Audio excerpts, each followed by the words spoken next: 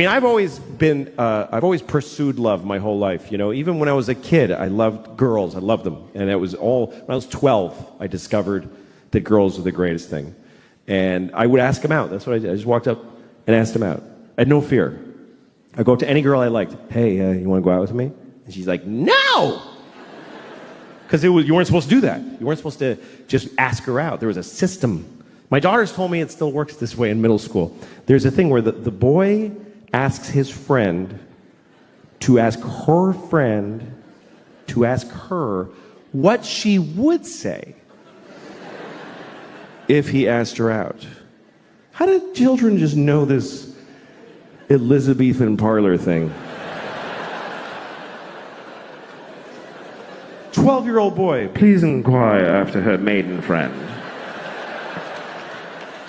Were I to request her presence, what might be her answer? Indeed, my lady would enjoy your company, sir. That is well. May I finger her?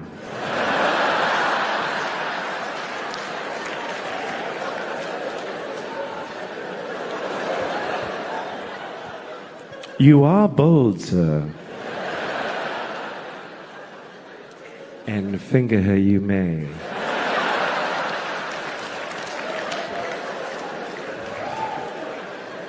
And finger her I shall.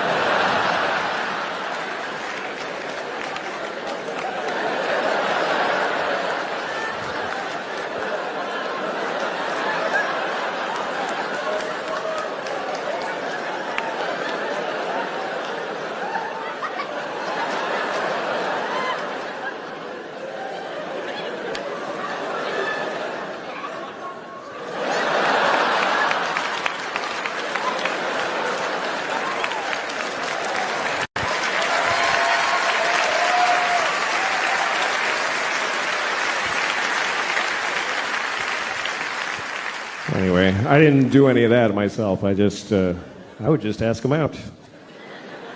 Girls said no to me. Until Rachel. Rachel was the first girl who said yes. I asked her to the dance in 8th grade, and she said yes. Happiest moment of my life. Even to now. I never beat it. Anyway, Rachel said yes, I'll go to the dance with you. So we went to the dance. I was 13. It's my first time with a girl. And about 5 minutes into the dance, she comes up to me and she says, do you mind if I dance with Jeff? I was like, okay. Because what other moves did I have at 13? What else are you going to say? Do you mind if I dance with Jeff? Yeah, I do. I mind very much. What the fuck do you think this is, Rachel? You know what? Get your shit. We're leaving right now. Get your shit. Shut the fuck up, Rachel. I swear to God. I didn't have any of those tools. So I said, okay. And she danced with Jeff. And made out with Jeff. And left with Jeff. That was it. And I learned. By the way, that guy Jeff, this is a true story. That guy Jeff, he's a woman now. That's what happened. It's true. I was looking, and she has a whole blog on Facebook about becoming a woman. I was up all night reading it. I was crying. It was amazing. I was like, this is incredible. And then at the end, there's a picture of her with hair, and she says, I didn't change. I knew what I was all along. I knew I was a girl since I was 6 years old. And I read that, and I thought, why'd you take my fucking date then? You knew, you piece of shit? Fuck you, Jeff. Fuck you and your journey. I don't give a shit now. Hooray for transgender, but fuck you because you're just an... I always hated penises. I hated my father's penis. I did. I hated my father's penis. Well, when you're a little boy, sometimes you gotta see your dad's dick. If you go to a restaurant, you're probably gonna see your dad's dick. I should explain that, right? That sounds like I have a weird father. All right, we're going out to eat. Everybody take a look.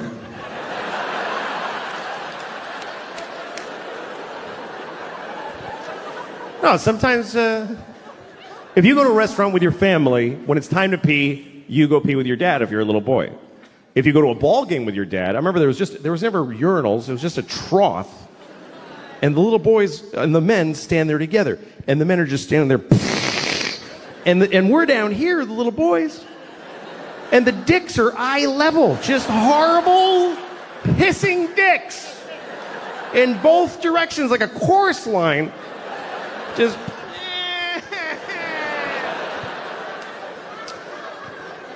And my dad... Worst! Because my dad, first of all, my father's Mexican. It's true. My father is Mexican. I'm not. I'm not Mexican. My father is. Just because some Mexican fucked my mom for years doesn't make me a Mexican. Just makes her a whore. But anyway, my father had a Mexican, Catholic, uncut, raw, organic, local, fucking free-range Mexican dick. It was just so basic. It was like a farmer's market yam just sticking out like a tamarindo pod. And the pee would spray out of it. I'm like, Dad, open your dick before you pee out of it.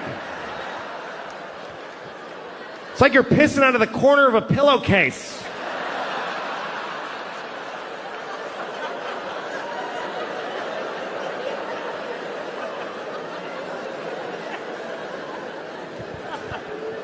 And my dad's had a weird life, too. When I was 10 years old, my parents got divorced, and he converted to Judaism. He didn't turn into a Jew. It's not like my dad was like...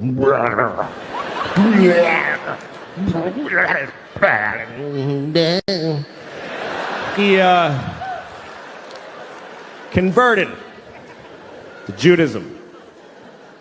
And I had friends who were Jewish, and I knew that they had little clip dicks, little neat. And then I remembered my father's alligator claw of a penis. I really hate penises. That's really my problem with being gay. That's why I'm not gay. Men are fine.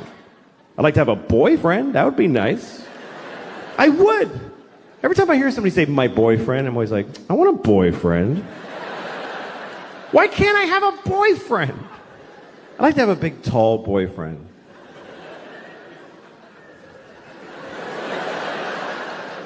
That's my boyfriend.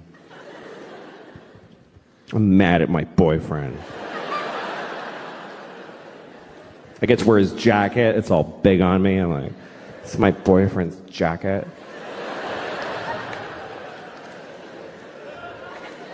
I feel I'd like to have a big dude in my life. Comes up behind me like this. I'm like, hi. Like, I know that would be nice.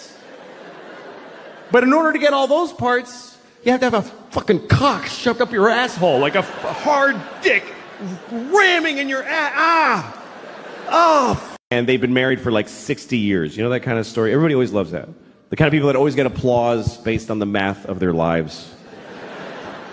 How long you been married? 60 years. Oh. Isn't that automatically wonderful? How do you know? You just know how long it's been. For 60 years, every morning he tells me I'm a piece of shit.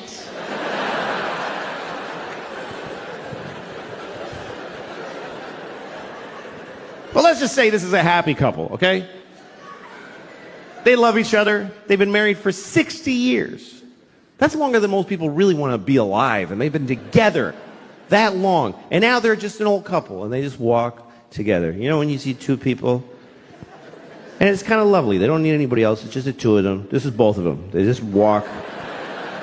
They always walk somewhere nobody walks there. It's trash. Trucks. He's wearing a suit that is not a color. She's wearing a dress that's like a triangle, like a kid drew it. It's just fucking a dress with fruit on it. Nobody cares. And they just walk every day. It's cold. Yeah, it's cold. You want to go to the store and get a cracker? Yeah, let's get a cracker at the store. Yeah, buy a cracker. Yeah, blah, blah, blah, blah, blah. And then one day, usually he dies first. They're walking, and he goes, ah. Ah. And she says, Richard! Ah. Ah. Richard! Ah. And he dies.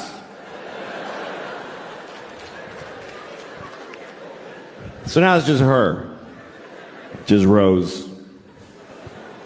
And she's alone. Now she just stands in their house. Once in a while, somebody goes to get Rose because there's a wedding. Come on, Rose. Just fucking come on. Come on. Fuck, come on. Fuck. Just want to push her from... She lives 10 more years. 10 years after Richard dies. And then 10 years later, now she's laying in a bed. She's dying. Somebody's there with her on their phone.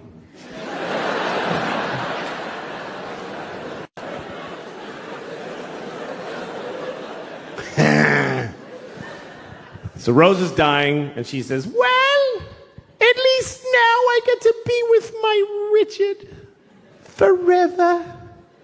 Where'd she get that idea? Where did that come from? I've looked it up. No religion teaches that when you die, you get to ruin heaven for your dead spouse. Why is that fair? Who gets... Richard's been dead for 10 years. He's been in heaven for 10 years. And somebody comes up to him, hey, your wife is coming.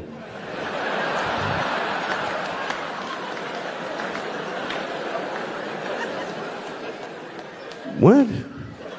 Hey, just now? Yeah, Rose just died. She'll be here in about 20 minutes. They just gotta hose her down and tape the wings on. And then you're gonna be together forever.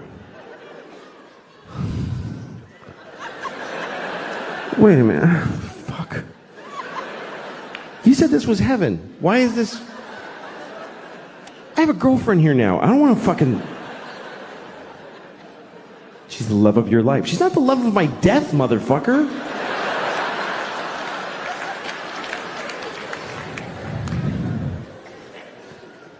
That's marriage. Marriage is a big deal. Marriage is a big deal. I went to a wedding the other day.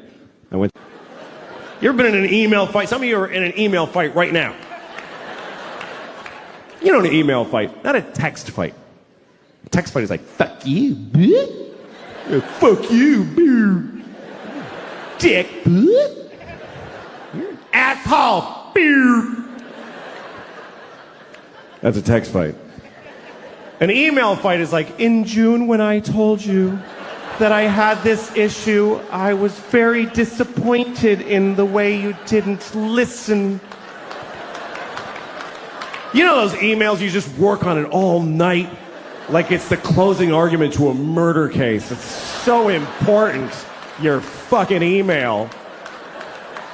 You're pounding it out like Beethoven, and you're pouring water in your head and going deaf and still working on it. And then you send it to somebody. Can you read this and tell me if it's fair what I wrote? Start at the bottom.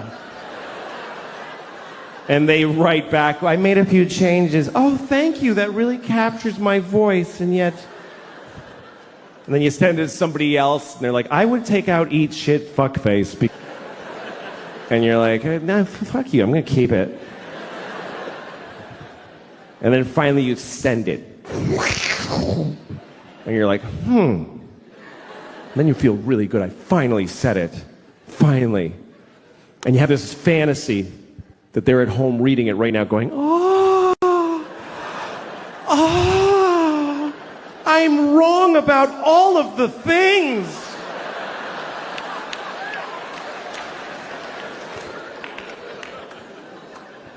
And at some point during the day, they haven't written back yet, and you know it's because you just bewitched them. And you decide, I'm going to read my email. I'm going to read the email that I wrote. Is there any more disgusting modern human behavior than reading your own already sent emails? Is there any more scratching your asshole and smelling your finger than that? I do it all the time. So that's what I did. I was in an email fight, and I looked in the sent folder where that's it. It's in stone. You can't change that anymore. And I realized, by mistake, it said, this is my latest draft. What do you think?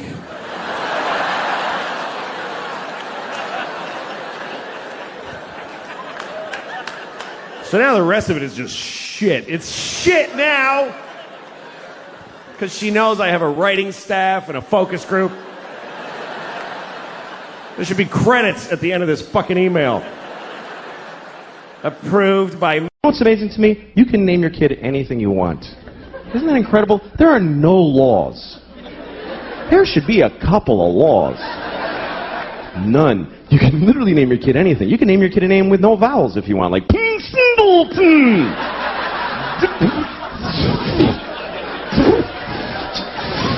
Just 40 F's, that's his name.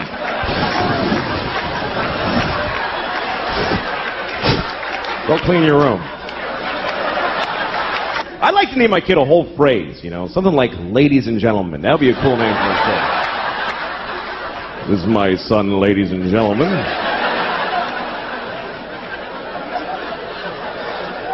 Then when he gets out of hand, I get to go, ladies and gentlemen, please!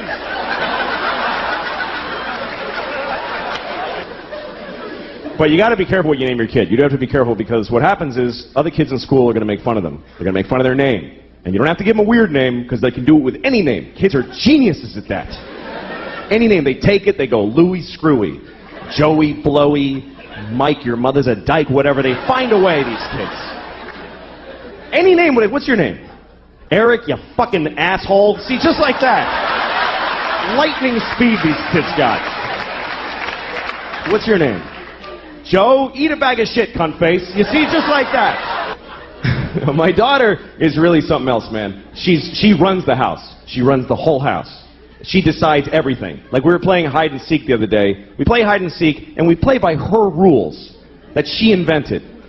And do you know why? Because she sucks at hide and seek. And so she covers it with this fucking ruse to level the playing field. And I gotta fucking pretend it's all that she's great.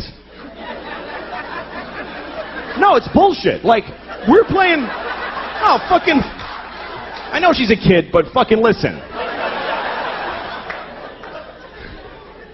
When it's my turn to hide, she tells me where to hide. She tells me where. She goes, hide in the closet, Papa, but you're gonna know where I... Hide in the closet! All right, fuck, I'll hide in the closet. Good, fine. Now I'm standing in the closet like an asshole. She comes in, I found you. She's like shitty about it, like, I found you. And I'm like, wow.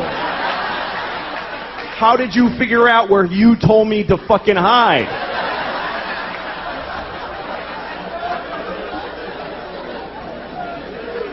And then when she hides, this is her hiding. She goes over to a wall and does this. She goes, that's it.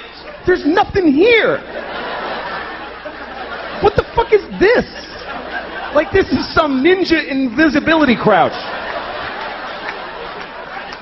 And I gotta act like an idiot. I can't just walk in and go, yeah, you're there. Because she'll cry and shit her pants, right? So I gotta walk around like an asshole. Where is she? I have no idea. Where could she be? I'm making eye contact. I don't see her. It's amazing to me.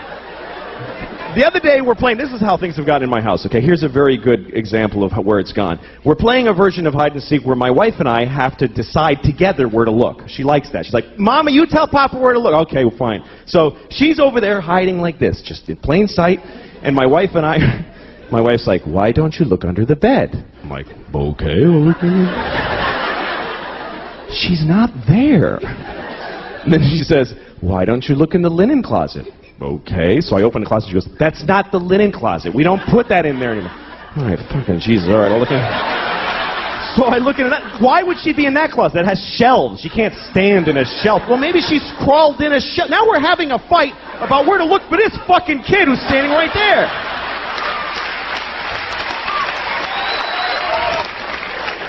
She totally runs the house. I remember Halloween last year. A couple of days before Halloween, my wife comes up to me and she's like, we have to get you a cat costume. No, we don't, actually. No, we do, because she thinks you're going to be a cat. I don't know. It's like she's a guy with a gun in the other room. That's what it's like. She thinks you're going to be a cat. I don't know how she got it in her head, but she's expecting to be a cat on Halloween. I was well, tell her to go fuck herself, because I'm not doing it. I'm not afraid of her. She's 2. I'll fucking fight her. I could take her. I could beat the shit out of thousands of 2-year-olds all day, just walk around.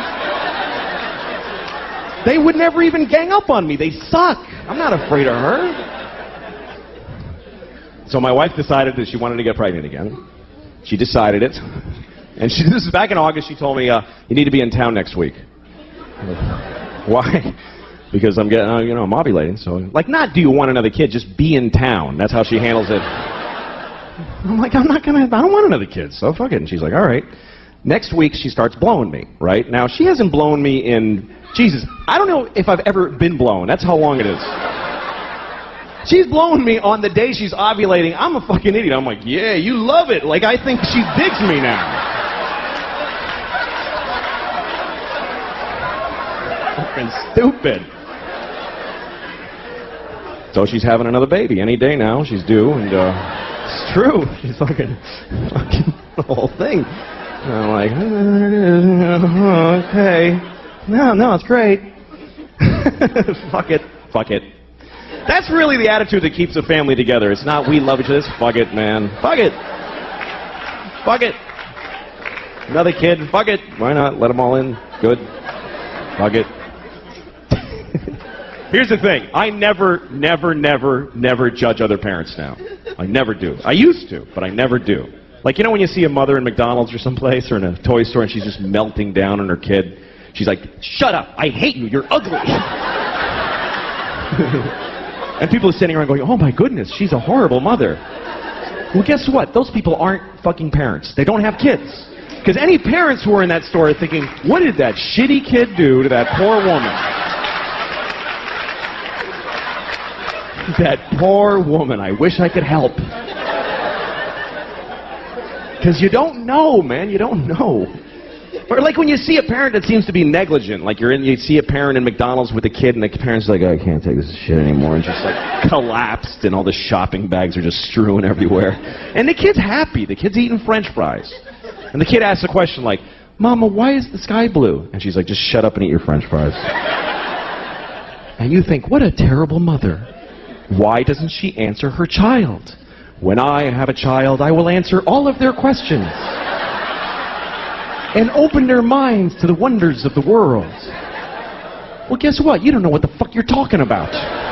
You can't answer a kid's question. They don't accept any answer. A kid never goes, oh, thanks, I get it. They fucking never say that. They just keep coming. More questions. Why? Until you don't even know who the fuck you are anymore at the end of the conversation.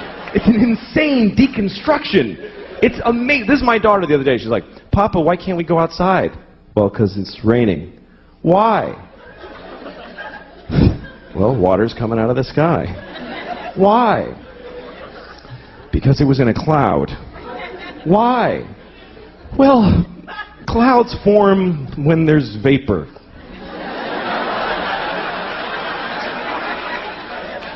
Why? I don't know.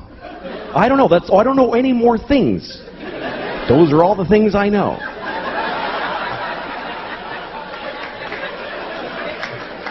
Why? Because I'm stupid, okay? I'm stupid. Why? Well, because I didn't pay attention in school, okay? I went to school, but I didn't listen in class. Why? Because I was high all the time. I smoked too much pot. Why? Because my parents gave me no guidance. They didn't give a shit. Why? Because they fucked in a car and had me, and they resented me for taking their youth. Why? Because they had bad morals. They just had no compass. Why? Because they had shitty parents. It just keeps going like that. Why? Because fuck it, we're alone in the universe. Nobody gives a shit about us. I'm going to stop here to be polite to you for a second.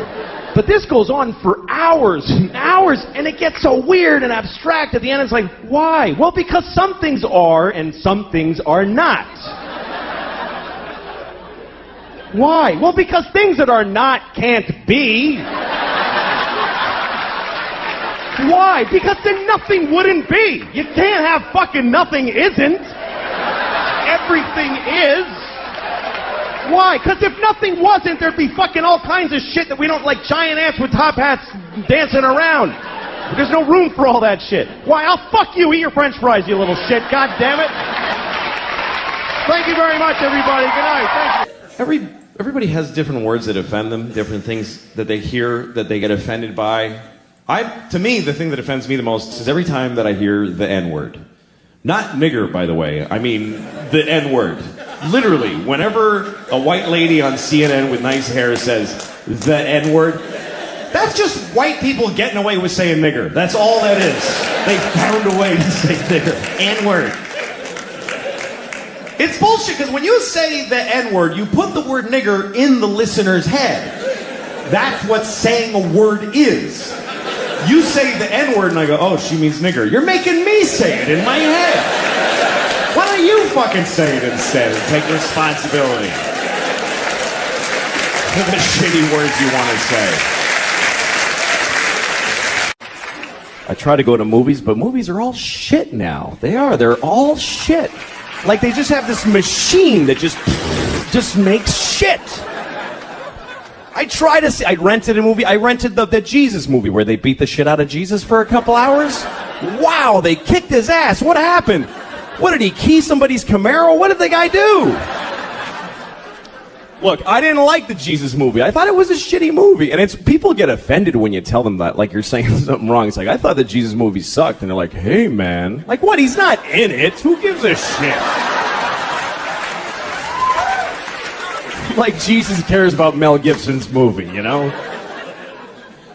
Look, I was raised Catholic, so I know he did that for me, and I appreciate it, you know, thank you. He should have asked first, you know. I would have said, I'm all set, I don't need that done, because a little presumptuous. Only because, look, here's the thing. I was raised Catholic, and I'm not anymore, because look, if they're right, I am fucked. I'm going to hell, I am. Because I'm really I do wrong shit a lot. Man, I'm going to hell, I know it, and I don't want to go to hell, and really because I don't like new places. That's really the reason, because I'm afraid I'll go to hell, I won't know where to sign up for shit, I'll be all confused, like the first day of school, you know? I wonder, is there like a schedule to hell? How organized is your damnation? Like, first they put you in one room, and some monster fucks you up the ass for 1,000 years. You come out, you're like, well, I ain't fucking around in there, I tell you. I don't recommend that room. That was a drag. Then they take you and they put you in another room and they shit on your head. I don't know what the fuck they're doing out there, but what if hell's not like that? What if I'm just standing in a hallway in hell, like, what do I do? Where do I go? Some demon walks up to me, hey, and I'm like, demon. And the demon's like, come on, suck my dick. Ah! Now I'm blowing a demon in hell, and it's horrible. And I'm thinking I shouldn't have lied so much or whatever.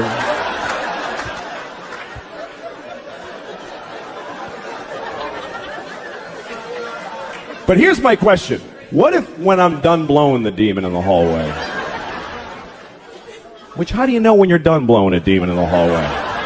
I guess when he comes fire ants on you, whatever. When I'm done blowing the demon in the hallway,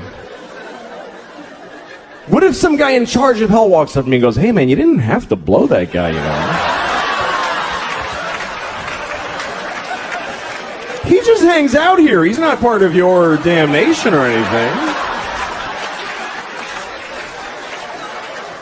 What did you blow him for?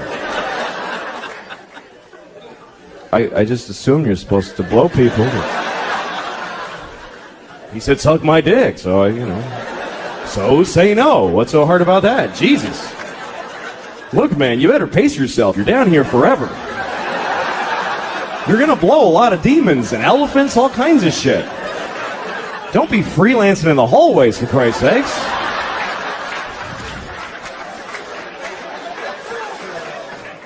Kids did nothing to you. Of course slavery is the worst thing that ever happened. Of course it is. Every time it's happened. Black people in America, Jews in Egypt, every time a whole race of people has been enslaved, it's a terrible, horrible thing. Of course. But maybe every incredible human achievement in history was done with slaves. Every single thing where you go, how did they build those pyramids? They just threw human death and suffering at them until they were finished. How did we traverse the nation with a railroad so quickly? We just threw Chinese people in caves and blew them up and didn't give a shit what happened to them. There's no end to what you can do when you don't give a fuck about particular people. You can do anything. That's where human greatness comes from, is that we're shitty people, that we fuck others over. Even today, how do we have this amazing microtechnology? Because the factory where they're making these, they jump off the fucking roof because it's a nightmare in there.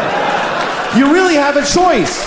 You can have candles and horses and be a little kinder to each other, or let someone suffer immeasurably far away just so you can leave a mean comment on YouTube while you're taking a shit. Wait, I noticed that not too long ago you got a Twitter page, and I've known you for a long time. I didn't know that you were into social media. Are you? Are you that interested in it? Well, I kind of hate it. I think it's awful, and I have Twitter so that I can just tell people what I want them to buy and give me money. I don't care. People get mad at me because I don't follow anybody.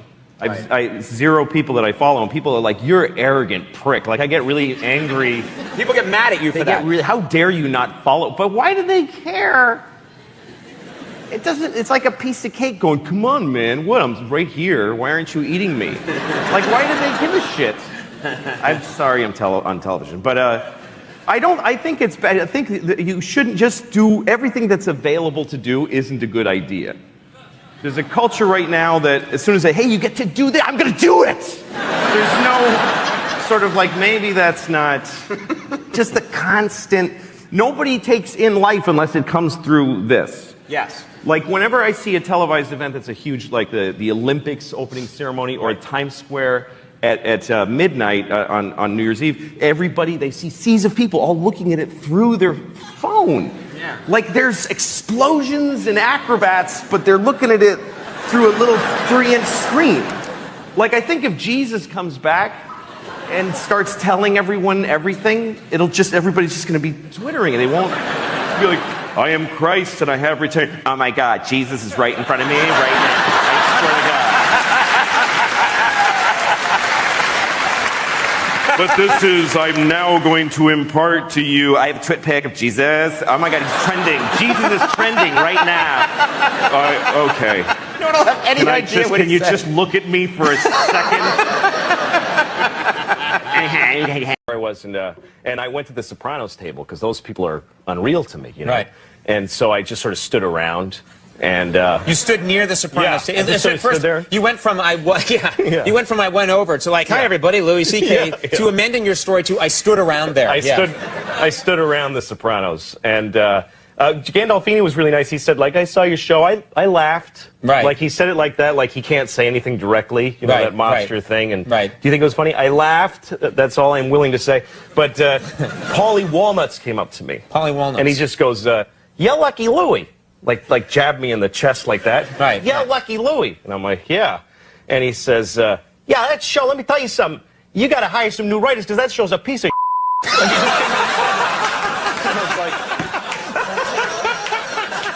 He said, you gotta fix it. You're going to be committing Harry Carey within a year. That's awful. He's like, I turned it on. I was like, oh, what is this? Like, he's just hated it. Uh-huh. And I wrote the show, too, so I did. But there's no way I'm Yeah. going to go, see here, Mr. Walnuts. You know, Yeah. I was... How dare you, No, and I was Mr. really Walnuts. honored that I got to meet that's meeting Paulie Walnuts. Sure, It would sure. have been disappointing if he was like, I really enjoy your show. Yeah, yeah, yeah. You met the real guy. I met the actual Did he start character. hitting you with a baseball bat at any little point? bit, A yeah. little bit. Yeah. Do you know, you're a very funny comic. I've watched, your act a lot over the years, and you talk a lot, of course, about being married and being a, dad. Do you miss anything about being single, the single life? Because, you do a lot of material about, you obviously love your kids and your wife, but I do. But there's a lot of avoidance in being a dad. Like, I love to run errands. Like, the other day, I flushed all the toilet paper down the toilet so I could get out of the house, have something to do. Right. We love errands. Dads love errands. Yeah. But anything. I'll go paper towels. I'll go to the paper towel factory in Nova Scotia and get them right now. But I don't miss being single because I hated that. You didn't like being single? No, I wasn't good at it. I didn't know how to get with women. I had one beautiful Maybe it's the way woman. you phrased it. Yeah, get with. I wish to get with you. I wish to get with you. If that's possible, Yes. contact my lawyer. I wish to have you. Yeah. I was with one really hot woman once, and she got very drunk and slept with me. And the next morning, I remember her looking down at me, and she was so horrified. And What? she just looked at me like, ugh, like I feel like she had felt like she had raped herself with me somehow.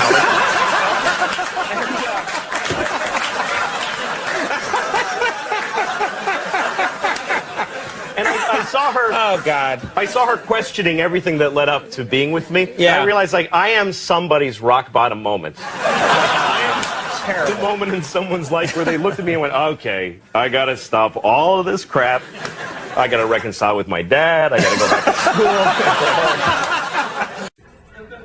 I was gonna talk about Boston, and here's the thing. They have this whole gay marriage thing in Massachusetts, and they're fighting it in the courts, and I don't understand the argument against it legally. Like, I know what their problem is, but how do they argue it in court?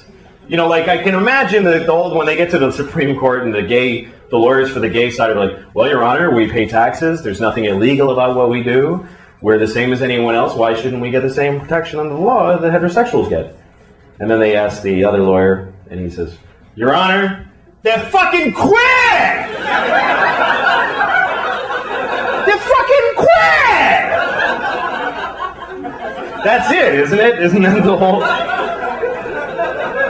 Well, okay, counselor, but I don't see what that has to... What, you fucking faggot? Your Honor, you're gonna get a fucking beating.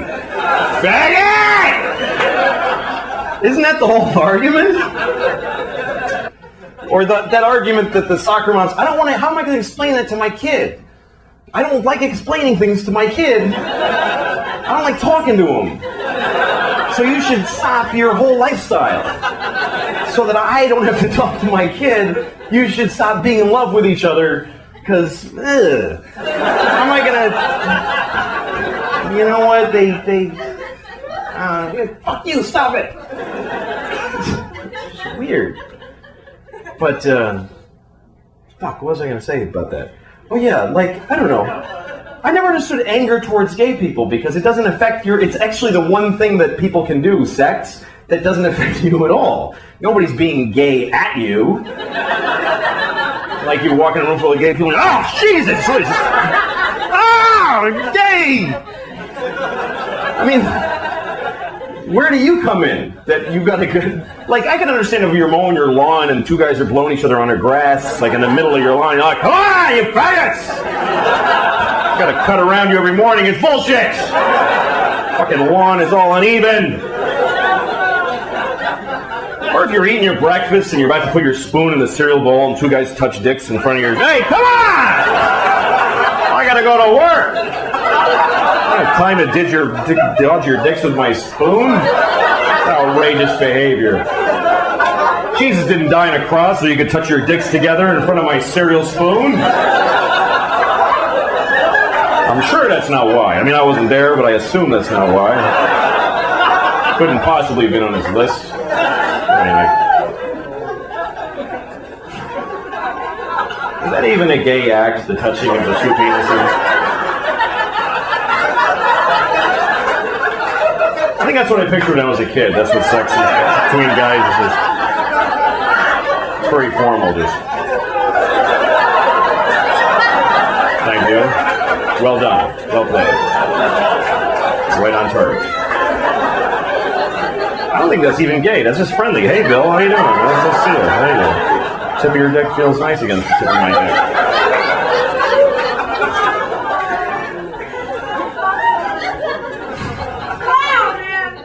I know, right?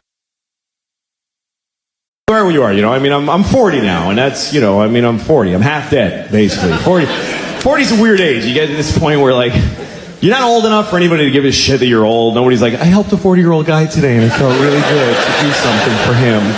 Nobody spends their holidays delivering hot meals to 40-year-olds. And you're not young enough for anybody to ever be proud of you or impressed. They're just like, yeah, do your job, asshole. Nobody cares. And the world looks at you like when you're 40, if you go to the doctor, guess what? They don't try to fix anything anymore. They stop trying to fix shit. When you get to be 40, they just go, yeah, it starts to happen. They don't care. I went to the doctor because my ankle hurt, right? Now, if you're 20 and you have a bad shoulder, the doctor will reconstruct your shoulder through miracles of modern science. He'll take your ear and make a shoulder out of it. It's weird. But when you're 40, they just give you no options. They don't care. I went because my ankle, like I was limping for like a month out of nowhere. And the doctor, he brings me and he shows me an x-ray of my ankle. He's like, yeah, your ankle's just worn out. What do you mean, I injured my ankle? He's like, no, it's just shitty now. See that dark area? Ugh, it's all hardened. Yeah, they get like that. And they're not good anymore. So just goodbye? Nothing? Is there nothing? You just, nothing? There's no, it's like an incurable shitty ankle. That's it. And he goes, well, there's things you can do. You can stretch. For a half hour a day, you should stretch your ankle. I was like, how long will that take to fix it? He's like, no, you just do that now. That's just a new thing you do until you and your shitty ankle both die. And he goes, well, you can take a leave. Just take a leave. You can buy it. Just take it. And you can take whatever amount. It doesn't matter. Like, don't pay attention to the dosage. Like, really? He's like, yeah, you could take 10 a day. You'd be fine. He said take 10 a leave a day. I said, I heard, doesn't that stuff like hurt your intestines? He goes, oh yeah, it'll do some intestinal damage after a while. But you just got to weigh that against how much you like your ankle not hurting. And at one point I was like, hey, what if I was like an athlete or something? He goes, you're not an athlete, so no to whatever else you were about to say. I love my daughter. It's a lot of responsibility that you never think about, though. Like, you got to name your kid. That's a big deal right there. And you know what's amazing to me? You can name your kid anything you want. Isn't that incredible? There are no laws. There should be a couple of laws. None. You can literally name your kid anything. You can name your kid a name with no vowels if you want, like Singleton.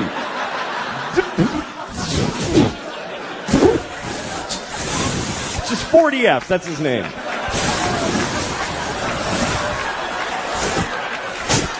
Go clean your room.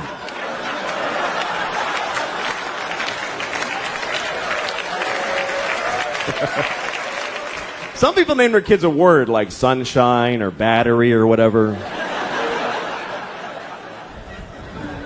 I'd like to name my kid a whole phrase, something like ladies and gentlemen. That would be a cool name for a kid. This is my son, ladies and gentlemen.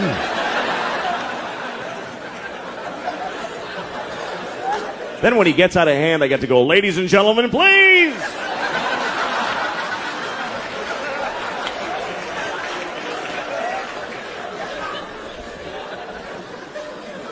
But you got to be careful what you name your kid. You do have to be careful because what happens is other kids in school are going to make fun of them. They're going to make fun of their name. And you don't have to give them a weird name because they can do it with any name. Kids are geniuses at that. Any name. They take it, they go Louie Screwy, Joey Blowy, Mike, your mother's a dyke, whatever. They find a way, these kids. Any name. What's your name? Eric, you fucking asshole. See, just like that. Lightning speed these kids got. What's your name? Joe, eat a bag of shit, cunt face. You see, just like that. Talk about their mothers. I was watching a football game one time, and this guy scored a bunch of shit, whatever, and they were excited. So they asked him about it afterwards. And the football player said, "My mom died last year, but I know she was watching my game from heaven tonight." And I wanted to be there to say, "Leave your mother alone. How dare you? She's dead. I mean, when are you done with your fucking kids? When are you finished with your fucking kids? Even after you're dead, you still have to go to their fucking games and shit?"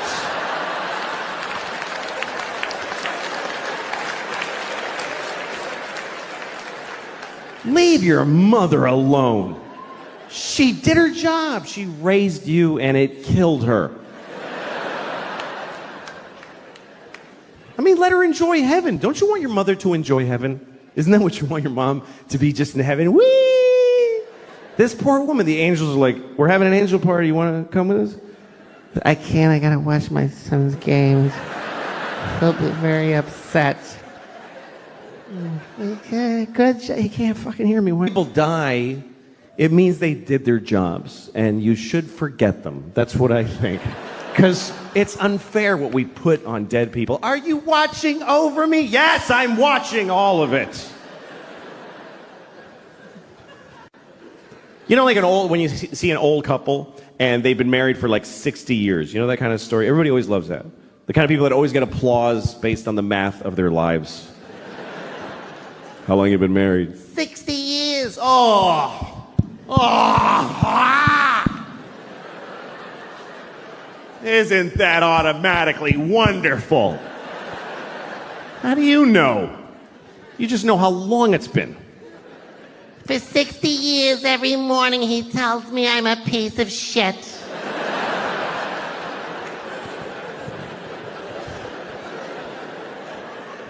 Well, let's just say this is a happy couple, okay?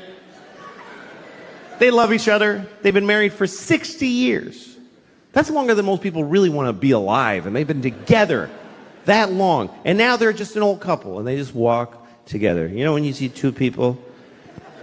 And it's kind of lovely. They don't need anybody else. It's just the two of them. This is both of them. They just walk. They always walk somewhere nobody walks there. It's trash. Trucks. He's wearing a suit that is not a color. She's wearing a dress that's like a triangle, like a kid drew it. It's just fucking a dress with fruit on it. Nobody cares. And they just walk every day. Yeah. It's cold. Yeah, it's cold. You want to go to the store and get a cracker? Yeah, let's get a cracker at the store. Yeah, buy Yeah, blah, blah, blah, blah, blah, blah. And then one day, usually he dies first. They're walking, and he goes, "Ah. Ah." And she says, "Richard! Ah. Ah. Richard! Ah." And he dies.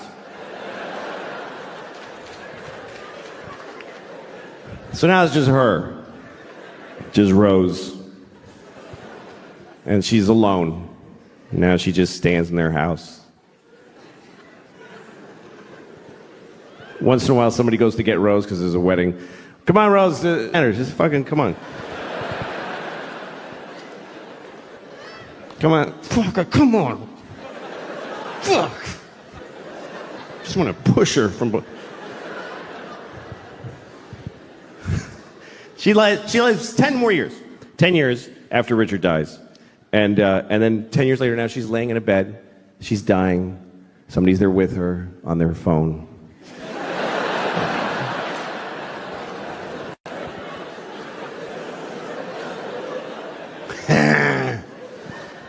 So Rose is dying, and she says, "Well, at least now I get to be with my Richard forever."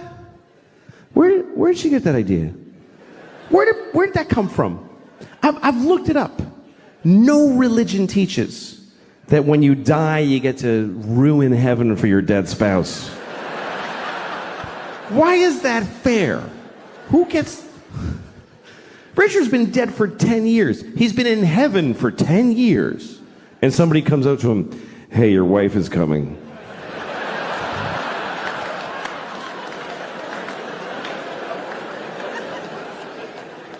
What? Hey, just now? Yeah, Rose just died. She'll be here in about 20 minutes.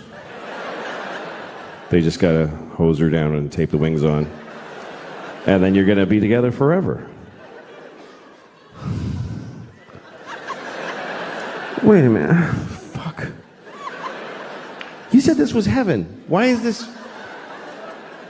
I have a girlfriend here now. I don't want to fucking... She's the love of your life. She's not the love of my death, motherfucker.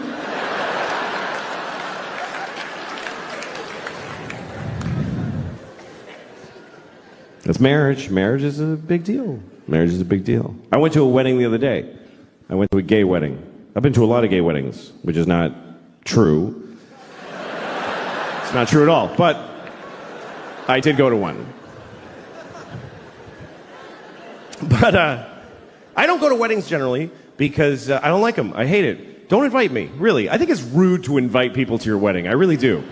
Nobody's happy to get that shit. You make it all pretty, and they're like, oh, fuck! This is gonna suck! Here's a helpful list of places to stay. Oh, great. I get to live in a La Quinta in Reading, Pennsylvania for 3 days because you want to get married for a couple of years. Nobody wants to watch you start your shitty thing. Nobody wants to see it. Everybody's in a shitty thing. That's what it is. That's what it is to be with somebody. You're either alone or you're in a shitty thing. That covers 100% of human beings. I know I can see there's young couples here and you're like, no, we're in a good one. It's really good. Yeah, fuck you. Who do you think you are? It just didn't get so arrogant. Yeah, I think we figured it out. No, yeah, you're the first ones. Of course it's gonna get shitty. That's part of it. It's like going to a horror movie, and in the first minute, you're like, I think they're all gonna be fine. No, they're all gonna die, and you're gonna hate the person you love right now. It's the way it works. Love plus time minus distance equals hate. That's just the way it goes. I'm not saying don't do it. You should do it. It's the best thing. It's the best part of life, love is. But don't be greedy and expect it to last. Don't be amazed that a butterfly died because you shot it in the face. Just fall in love, make a fucking mess.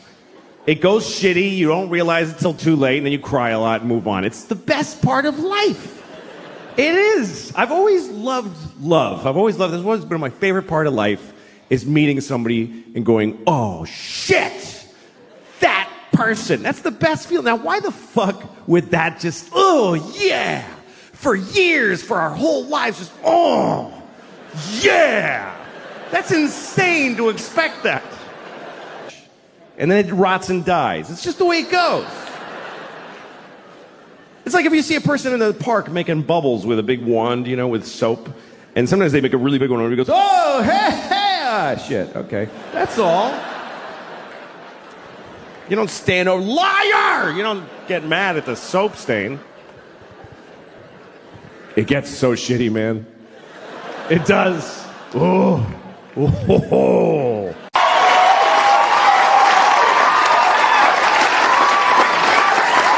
Thank you. Oh, thank you. Thank you very much. Oh, stop. Hi. It's a little early for that. Well, thank you very much for being here. This is the 40th year of this show's existence, and this is the finale, so I'm very honored, honestly, to be asked to host it. So thanks, and I'm glad you guys are here. Yeah, it's fine. Anyway, I was born in 1967, and so I grew up in the 70s. So I'm not racist.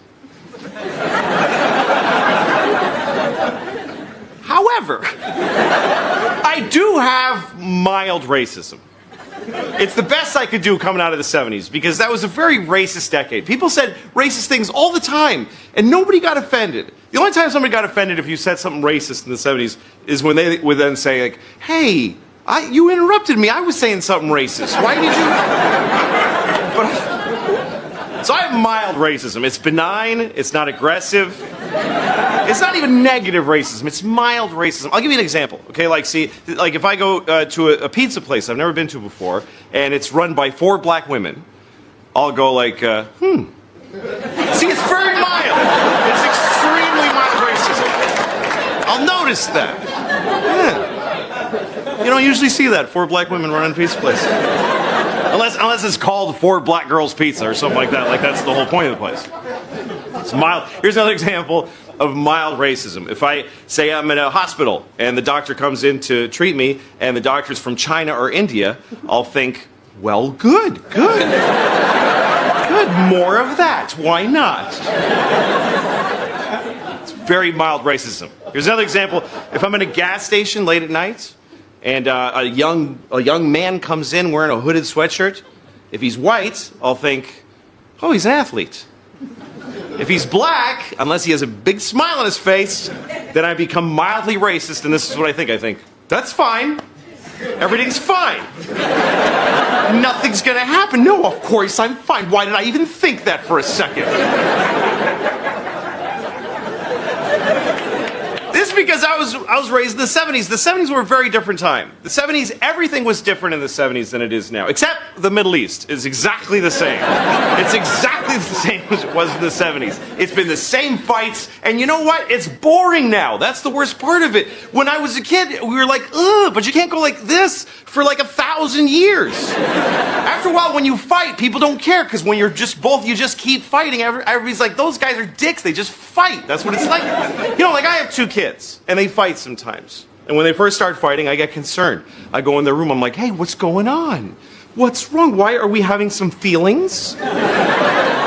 Can we listen to each other, please? Can we please just listen to each other? Okay, you go first. And then she goes, she's like, yeah,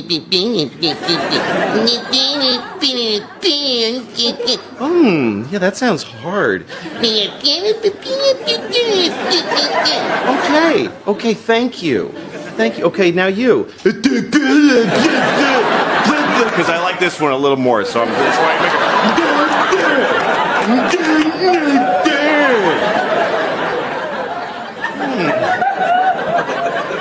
And they work it out. You help them work it out. But if they keep fighting, you stop doing that. After a while, you just go in the room and you just go, hey, just shut up. You're both wrong. Because you won't stop fighting. You're in a family. There's other people in this family, and you're being a couple of selfish little bitches that won't fix anything.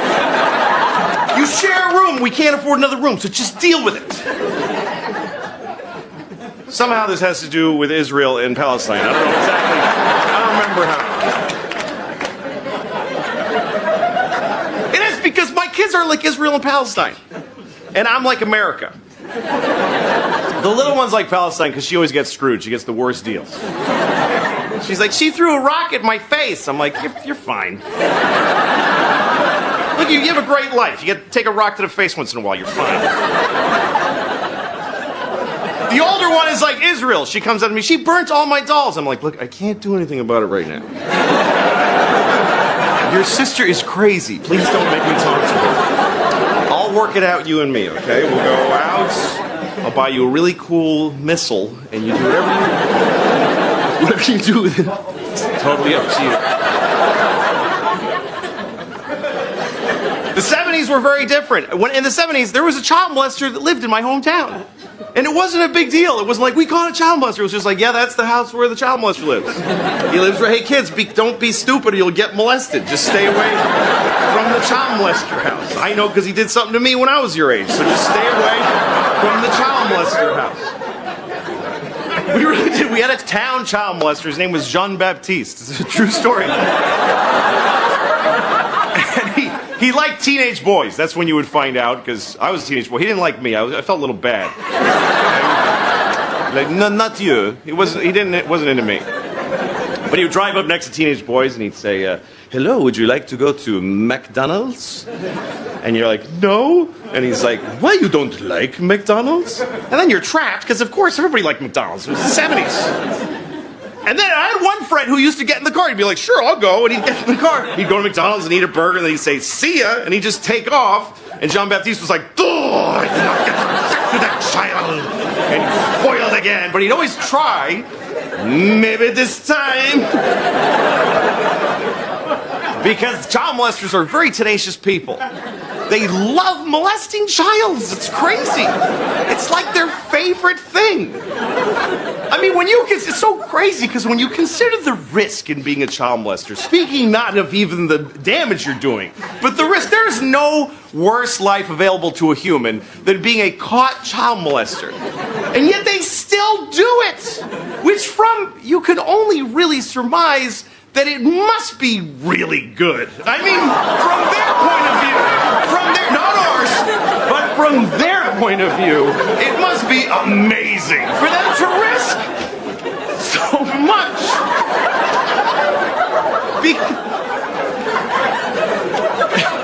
How do you think I feel? It's my last show, probably.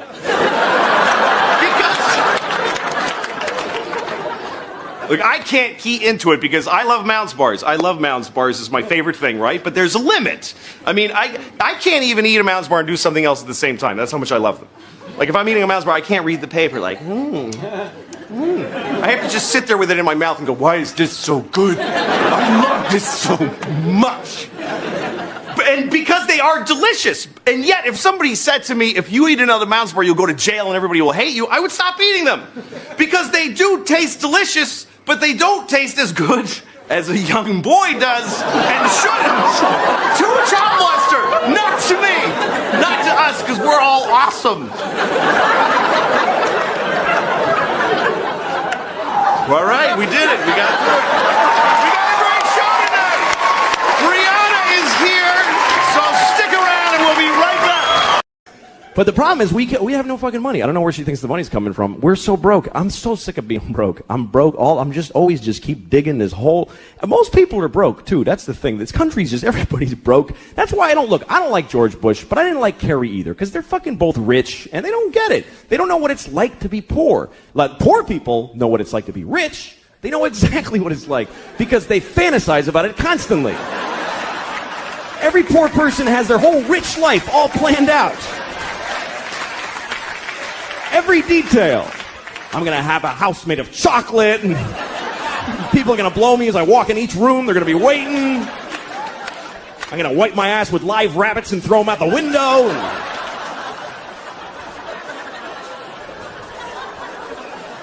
You got it all worked out. But rich people don't fantasize about being poor. Why the fuck would they do that? I'll have to take the bus everywhere. Yeah! I've always been poor my whole life. I fucking never had any money. And I don't care. I don't give a shit. But, there's a lot of people that are poor now. Like, I was driving through upstate New York, and there's people up there, man, their lives are just shitty. Like, you ever drive through a whole town, and you're like, what, did a shit bomb go off in this place? What happened? Everybody's life sucks in the whole town. And you can tell because they're just standing in front of their houses like... just bleak. And a lot of people call those people white trash. And... I love that expression, white trash, because it's the only racial expression that you can use, and nobody gets offended. Nobody gives a shit. When you say white trash, nobody goes, hey, don't talk like that about them. That's not nice. Nobody defends white trash. You could be talking to the most liberal hippie in the world. Hey, I saw this guy, he was white trash. He'll go, ha ha, fuck that guy. White trash loser. I was changing my daughter the other day, and she's too old for diapers now, but she's still in them, and it's bad because this kid does not poop. This kid craps. This is not okay anymore. I was changing her diaper the other day. It was like a 48-year-old alcoholic man's shit in her diaper. Like, she was out all night drinking Jaeger, and she went to Denny's and got a Grand Slam.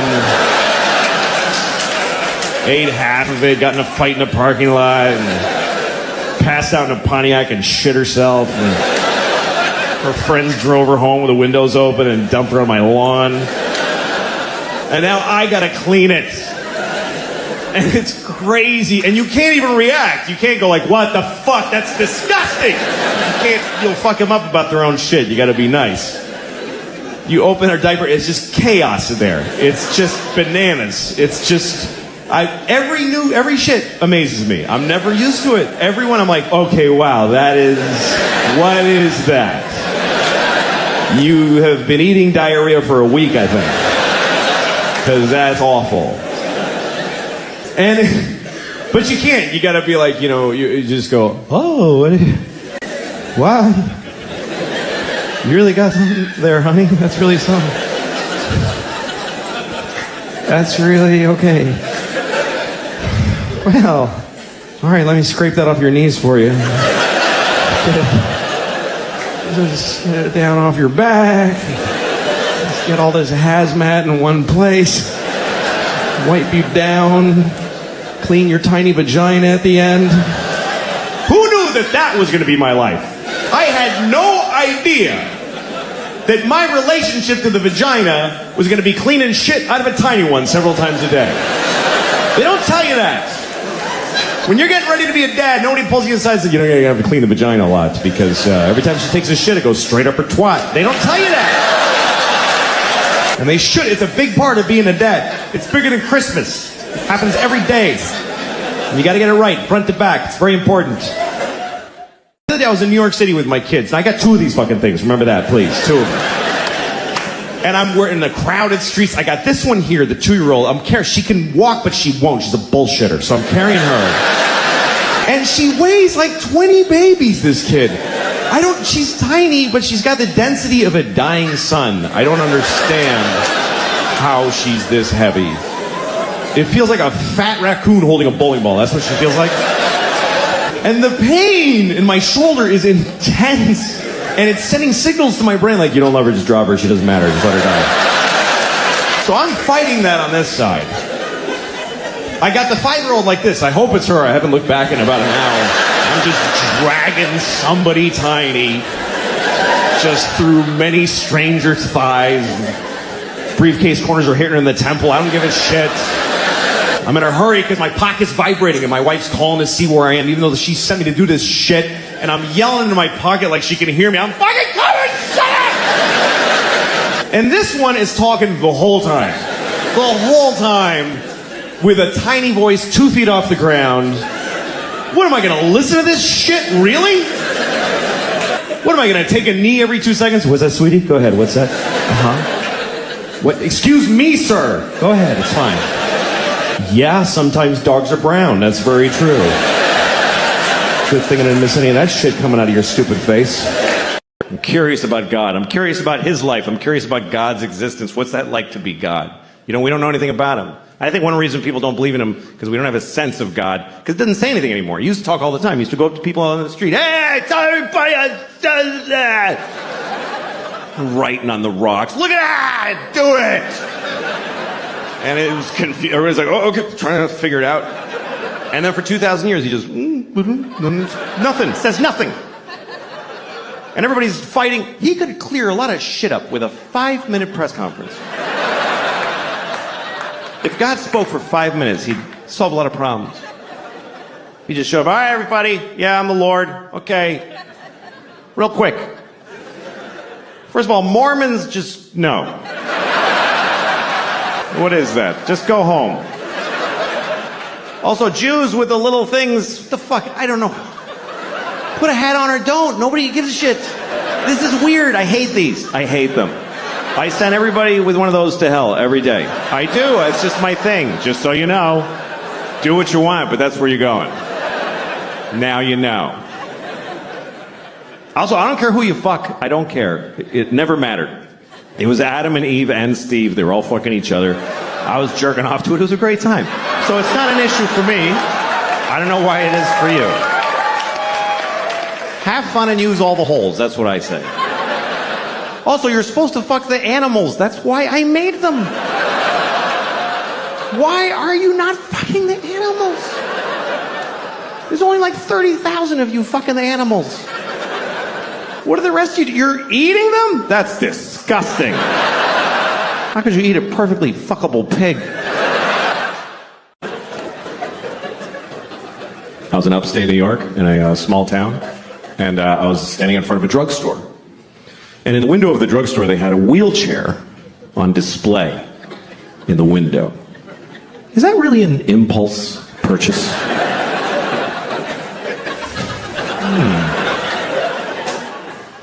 I should get a wheelchair. That would really help with my paralysis. Then I wouldn't have to drag myself everywhere I go, like I've been doing for 10 years since my legs were blown off at the marathon.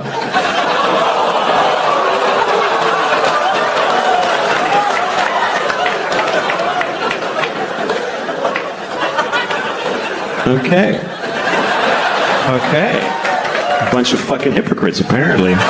Because, let me point some out to you. Let me point some out to you, motherfuckers. You were just, like, seconds ago, laughing at a man with no legs crawling on the ground. You're just... And then at the end, you're like, oh, but not those particular legless people. No. We thought you meant just some asshole with a childhood disease who deserves to be laughed at. Not one of those. Now we're laughing at all legless people equally. However you lost your legs. Ha ha ha. You haven't legs. And we've legs. I have legs. I have 2 legs. 2 fucking legs. That's the maximum amount. I fucking love having 2 legs. I fucking love it. I wouldn't like having no legs. I really don't think I would like it. I think it would suck. I think it would suck shit out of the balls of Christ. It's an old Southern expression. It's not used like it used to be. I think 2 legs is better than none. That's what I think. That's just my opinion. It's not popular. You're not supposed to say that. Because you're supposed to always be very positive about disabled people. But I think that puts pressure on them to be positive. What if they don't want to be? Because the only story we want to hear is about the amazing disabled people. He's amazing. He lost his legs and then he won the leg-having contest. What about disabled people who aren't amazing? Who are just ordinary with a sweatshirt and some potato chips, and he's going, fuck, I wish I had legs. No, this is better. This is better with no legs. Why is it better? Because you can do anything now. I can do 4 things. Fuck off. I just don't know that our positive, non-disabled attitude really helps. Like retarded people. We're going to talk about retarded people for 20 minutes. That's what's going to happen. We're going to discuss retarded people for 20 minutes. It's not okay to never speak of them. No, we're going to talk about them. First of all, I want to talk about the word retarded, okay? Because the word retarded, it's a bad word, and people do not like the word retarded. They find it very offensive. Now, I'm a little confused by this, because it wasn't always a bad word. And I grew up in the 70s, and it wasn't bad back then. And most bad words were always bad. You know, cunt never had a day in the sun. There was never a time where the Santa Claus at the mall was like, come here, you little cunt, tell me what you want for Christmas. And then in the 90s, we're like, let's lay off a cunt a little bit there, gang. No, we used the word retarded in the 70s. We used it to identify people who were retarded. It wasn't controversial. It wasn't like he's retarded. It was like, he is retarded. This fellow right here is retarded, right? I told you, yes, you're still retarded. He is retarded, everyone. I grew up in Boston.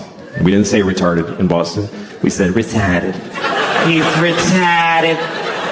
God bless him, he's fucking retarded. That's the way we used it. With love. Help the retarded. That's what people said in the 70s. Help the retarded. There was a lady outside the supermarket near my house every Christmas with a bell. She was like, help the retarded. Help the fucking retarded.